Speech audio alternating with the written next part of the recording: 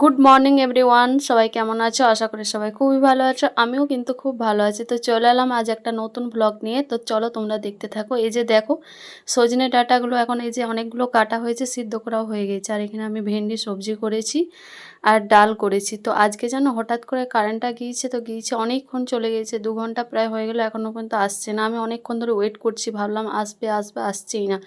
তো বাড়িতে মাছের ঝোলের মশলা ছিল, সেই দিয়ে এখন রান্না করছি। কারণ শিলে বাটা অভ্যাস নেই, তো ওই জন্য বাটতে কেমন লাগছে। আর আমার কোমরও প্রচণ্ড ব্যথা, সেই জন্য বাটতে আজকে আর পারলাম না। তো এখানে পেঁয়াজ কুচি আর টমেটো দিয়ে এখন ভেজে নিচ্ছি, আর মাছের ঝোলে মশলা দিয়ে আজকে রান্না করব।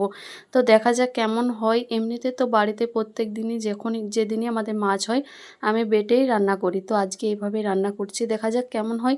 তো চলো, এই যে দেখতে পাচ্ছ এখন ভেজে নিচ্ছি ভালো করে। আর এই যে মশলাটা এখন জলে গুলে দিয়ে দিলাম, তারপরে এখন ভালো করে ভেজে নিতে হবে। আর কারেন্টটা হঠাৎ করে চলে যায়, আসতেই চায় না, কি জানি কি প্রবলেম হয়েছে কিছু। তো এই যে দেখো, এখন মাছগুলো ভাজা আছে, ভাজা মাছগুলো এখন ঝোলটা ফুটে গেছে, তো সব মাছগুলো এখন দিয়ে দিলাম।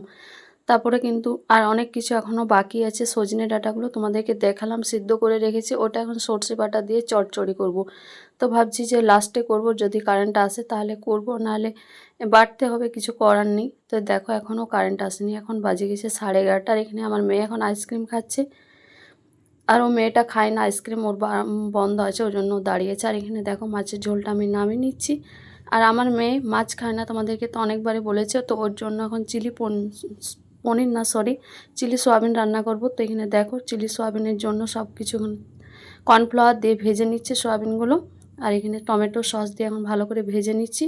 তোমাদের কেমন লাগে চিলি সোয়াবিন অবশ্যই কমেন্ট করে জানাবে। আমার মেয়ের তো খুবই ফেভারিট। তো দেখা হবে নতুন ব্লগে। সবাই ভালো থাকবে, সুস্থ থাকবে, টাটা, বাই।